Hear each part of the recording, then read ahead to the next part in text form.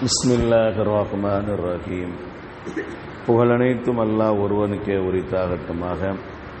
இறைவனின் சாந்தியும் சமாதானமும் கண்மணி நாயகம் ரசூலுல்லாஹி ஸல்லல்லாஹு அலைஹி வஸல்லம் அவர்கள் மீதும், அன்னாரை பின்பற்றி வாழ்ந்த சத்திய சஹாபாக்கள், தாபீன்கள், தபஅ தாபீன்கள், வலிமார்கள், நாதாக்கள், சுஹதாக்கள், நம்மவர்கள், நம் குடும்பத்தினர்கள் அனைவர்கள் மீதும் என்றென்றும் குன்றாமல் குறையாமல் நின்று நிலவட்டுமாக. قال الله سبحانه وتعالى في القرآن العظيم: أعوذ بالله من الشيطان الرجيم بسم الله الرحمن الرحيم وأدخلناه في رحمتنا إنه من الصالحين. நிச்சயமாக அவர்களை நமது அருளில் நாம் சேர்த்து கொண்டோம், நிச்சயமாக அவர் நல்லோரில் ஒருவராக இருந்தார் என்று அல்லாஹ் ரப்புல் ஆலமீன் இந்த வசனத்திலே சொல்லித் தருகிறான். இந்த இடத்தில் அவர்களை நமது அருளில் நாம் ஒன்று சேர்த்து கொண்டோம் என்று யாரை குறித்து அல்லாஹ் பேசுகிறான் என்று சொன்னால், லூத் அலைஹிஸ்ஸலாத்து வஸ்ஸலாம் அவர்களை குறித்து அல்லாஹ் சொல்கிறான். லூத் அலைஹிஸ்ஸலாத்து வஸ்ஸலாம் அவரை நாம் நமது அருளில் சேர்த்து கொண்டோம் என்று. ஏன்னா இதுக்கு முந்தைய வசனத்தில் நாம் பார்த்தோம், லூத் அலைஹிஸ்ஸலாத்து வஸ்ஸலாம் அவர்களுக்கு நமது அதிகாரத்தையும் ஞானத்தை வழங்கியிருந்தோம் என்று சொன்னான் அல்லாஹ். அந்த லூத் அலைஹிஸ்ஸலாத்து வஸ்ஸலாம் அவர்களை இப்போது அல்லாஹ் சொல்கிறான், நமது அருளில் நாம் சேர்த்து கொண்டோம் என்று சொல்கிறான். பொதுவாக அல்லாஹ் ரப்புல் ஆலமீன் ரஹமத்து நம்ம சொல்றோமா இல்லைங்களா? அல்லாஹ்வுடைய ரஹமத்து, அல்லாஹ்வுடைய அருள் கொடை, அல்லாஹ்வுடைய அருள் கொடை, அல்லாஹ்வுடைய ரஹமத்துனா என்ன? அல்லாஹ் நமக்கு என்ன அருள் கொடை தந்திருக்கிறான்? அல்லாஹ் நமக்கு என்ன நேமத்துகளை தந்திருக்கின்றான்? அல்லாஹ் குர்ஆன்ல சொல்லுகிற பொழுது, வஇன் தஉது நிஅமத்தல்லாஹி லா துஹ்ஸூஹா, அல்லாஹ்வுடைய அருள் கொடைகளை நீங்கள் எண்ண ஆரம்பித்தால் அது ஒரு வரைமுறை வராது, அது எண்ணிக்கையில் வராது, எண்ணிக்கையில் கட்டுப்படுத்த முடியாது என்று அல்லாஹ் சொல்கின்றான். அப்படின்னா அல்லாஹ் நமக்கு நிறைய அருள் கொடை வழங்கியிருக்கிறான். என்னென்ன அருள் கொடை வழங்கியிருக்கிறான்? இன்னைக்கு நமக்கு என்ன தந்திருக்கிறான் நினைச்சு பார்க்கணுமா இல்லைங்களா? இன்னைக்கு நிறைய பேர் சொல்லுவாங்க, என்னத்த ஏதோ வண்டி ஓடுது அப்படி சொல்றோமா இல்லைங்களா? அல்ஹம்துலில்லாஹ்னு வார்த்தை நிறைய பேருக்கு வர்றதில்லை. எப்படி இருக்கிறீங்க, நல்லா இருக்கீங்களா, அல்ஹம்துலில்லாஹ் சொல்றதானே ஒரு நல்ல பழக்கம், ஒரு நல்ல ஒரு மூமினுடைய பண்பு தானே அல்ஹம்துலில்லாஹ். ஆனால் இன்னைக்கு நம்ம என்ன சொல்றோம், ஏதோ ஓடுது அப்படின்னு சொல்றோம். தப்பு. அல்லாஹ் தஆலா நமக்கு கொடுத்த அருள் கொடை ஏராளம் உண்டு. நம்மளுடைய உடம்புல எடுத்துக்கொள்ளுங்கள், அல்லாஹ் தஆலா பார்க்கக்கூடிய பார்வையை கொடுத்திருக்கான், கண்ணை கொடுத்திருக்கிறான், காதுகளை கொடுத்திருக்கிறான், கரங்களை கொடுத்திருக்கிறான், சிந்திக்கக்கூடிய ஆற்றலை கொடுத்திருக்கிறான். எத்தனை பேர்களுக்கு மூல வளர்ச்சி இல்லாமல் இருக்கிறாங்க, அவங்கள பார்த்து நம்ம திருந்தணுமா இல்லைங்களா? மூல வளர்ச்சி இல்லாத மனிதனை பார்த்து இன்னைக்கு சமுதாயத்தில் அவரை ஒரு நல்ல நிலைக்கு நம்ம வைக்க முடியுமா? ஒரு மூல வளர்ச்சி இல்லாத மனிதர் இமாமா வைக்க முடியுமா? நினைச்சு பாருங்க.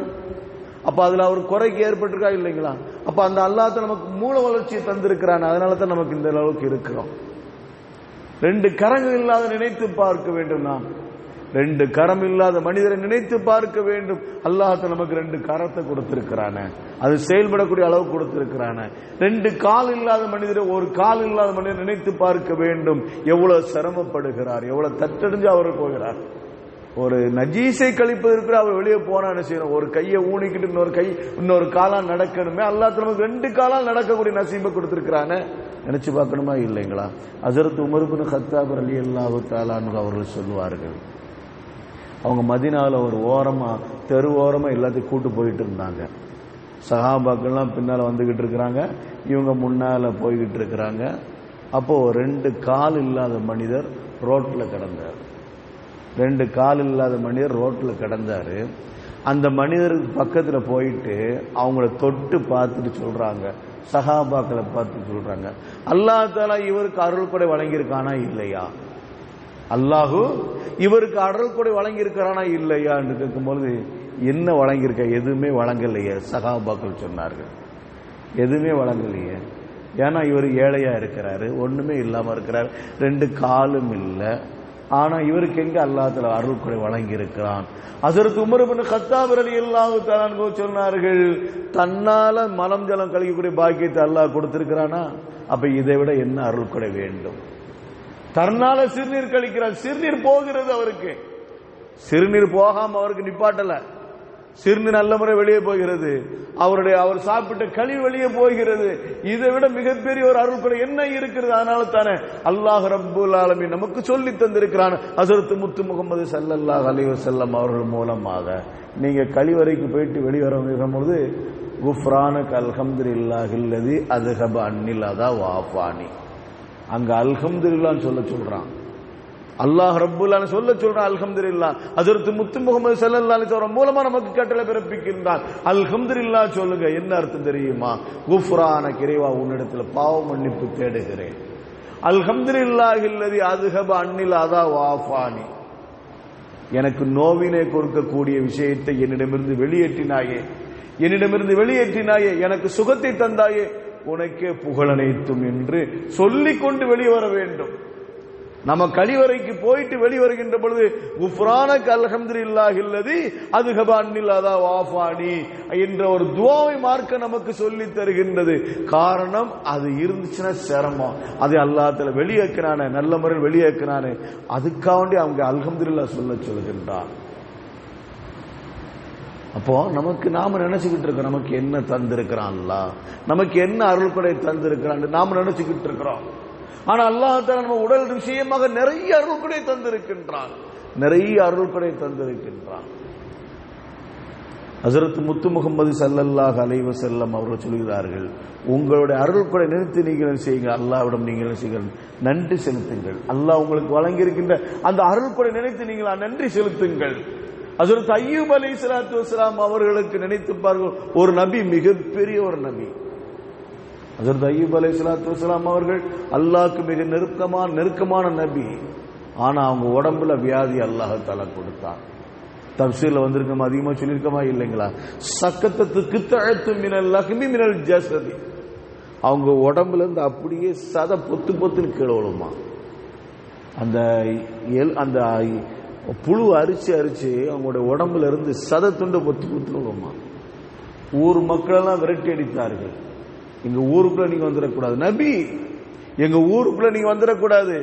அவங்க ஊருக்குள்ள போய் தானே தாவத்துடைய பிரச்சாரத்தை எடுத்து வைக்கணும்.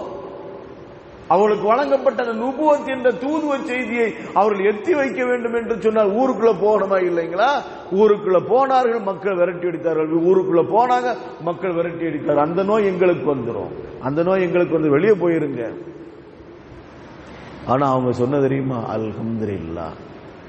அவங்க சொன்ன வார்த்தை அல்ஹம்துலில்லாஹ். ஏன்னா, யா அல்லாஹ், உன்னை துதி பாடுவதற்கு எனக்கு நாவை தந்திருக்கின்றாய், சலாமத்தாக நிம்மதியான நாவை தந்திருக்கின்றாய், இதுக்கே உனக்கு புகழ் அனைத்தும். நாக்க எடுத்துருங்க, அப்போ பேச முடியுமா? ருசி தெரியுமா? சாப்பிடுற ருசி தெரியுமா? நமக்கு கல்ல சாப்பிடுறோம் ஒன்னாத்தான் இருக்கும், நம்ம பிரியாணி சாப்பிடுறோம் ஒரு மாதிரி தான் இருக்கும். நாவுல ருசி தெரியல, ஒண்ணுமே கிடையாது. டீயை குடிச்சாலும் ஒண்ணும் தெரியாது, தண்ணியை குடிச்சாலும் ஒண்ணும் தெரியாது. அல்லாஹ் நமக்கு அந்த பாக்கியத்தை கொடுத்திருக்கானா இல்லைங்களா? அதுதானே ஹஸரத் அய்யூப் அலைஹிஸ்ஸலாத்து வஸ்ஸலாம் அவர் சொன்னார்கள், ஏவா எனக்கு நாவை சலாமத்தான முறையில் நாவை தந்திருக்கின்றாயே, அந்த நாவை உன்னை கொண்டு திக்ர் செய்வதற்கு பாக்கியத்தை தந்தாயே, அல்ஹம்துலில்லாஹ். உடம்பெல்லாம் வியாதி, நாக்காண்டி அல்ஹம்துலில்லாஹ். நினைத்து பார்க்க வேண்டும் அருமையானவர்களே. அல்லாஹ் நமக்கு ஏராளம் அருள் கொடை தந்திருக்கிறான். இதை தாண்டி அல்லாஹ் நமக்கு என்னென்ன அருள் கொடை தந்திருக்கிறான், வாழ்வதற்கு தேவையான அருள் கொடை தந்திருக்கிறான். அதையும் தாண்டி மிகப்பெரிய ஒரு அருள் கொடை, அது என்ன தெரியுமா? மிகப்பெரிய அருள் கொடை ஈமான் என்ற அருள் கொடை. ஈமான் என்ற அருள் கொடையோட மிகப்பெரிய உன்னதமான அருள் வேறு எதுவுமே இல்லை. அந்த ஈமான் என்ற அருள் கொடை நமக்கு தந்திருக்கான் தெரியுமா?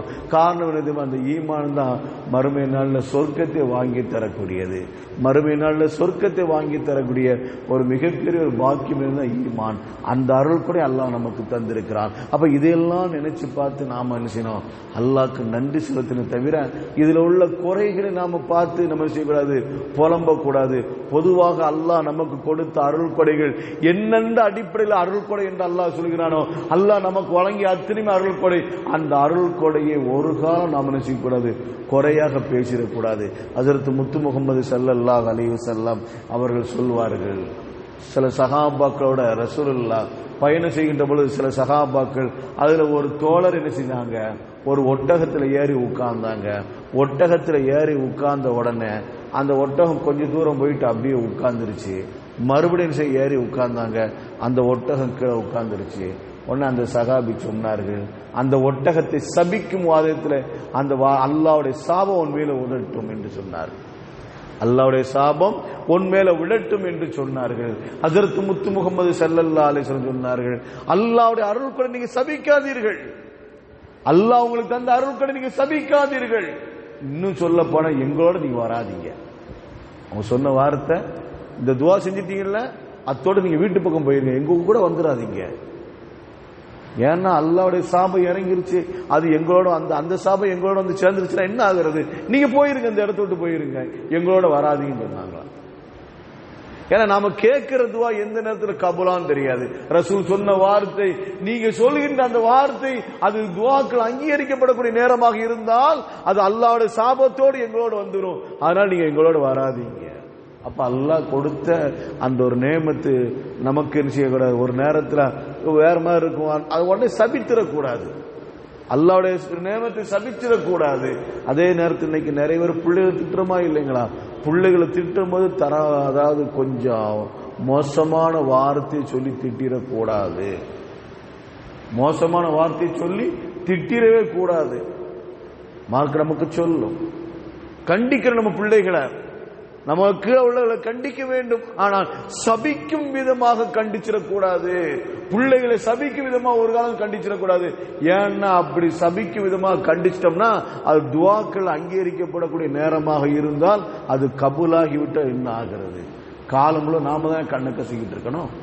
காலம் முழு நாம தான் அந்த பிள்ளையை கொஞ்சம் கண் கசிக்கிட்டு இருக்கணும். அதனால அல்லாஹ் கொடுத்த அந்த நேமத்து பிள்ளைகளை திட்டுவதை கூட சபிக்கும் விதமாக திட்டக்கூடாது. அல்லாஹ்வுடைய நேமத்து என்பதனாலும் சரி, அது எதுவானாலும் நாம பிள்ளைகளை கூட சபிக்கும் போது சபிக்கும் விதமாக திட்டிடக்கூடாது. அல்லாஹ்வுடைய நேமத்தை நாம் ஒரு காலம் குறை பேசிடக்கூடாது.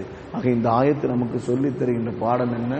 அல்லாஹ் நமக்கு வழங்கிய நேமத்துகள் என்னென்ன நேமத்துகள் இருக்கிறதோ அந்த நேமத்தை ஒரு காலம் குறையோட நாம் பார்த்திடக்கூடாது, அதை சபிக்க கூடாது என்பதுதான். அல்லாஹ் ரப்புல் ஆலமீன் நம் அனைவருக்கும் கிருபை செய்வானாக. வாஹிரு தாவானா அனில் ஹம்துலில்லாஹி ரப்பில் ஆலமீன். சுப்ஹானல்லாஹி வ பிஹம்திஹி அதத கல்கிஹி வ ரிதா நஃப்ஸிஹி வ ஸினத அர்ஷிஹி வ மிதாத கலிமாத்திஹி. சுப்ஹானல்லாஹி வ பிஹம்திஹி عدد خلقه ورضا نفسه وزنة عرشه ومداد كلماته. سبحان الله وبحمده عدد خلقه ورضا نفسه وزنة عرشه ومداد كلماته. صلى الله على محمد صلى الله عليه وسلم. صلى الله على محمد صلى الله عليه وسلم. صلى الله على محمد يا رب صل عليه وسلم. السلام عليكم ورحمة الله تعالى وبركاته.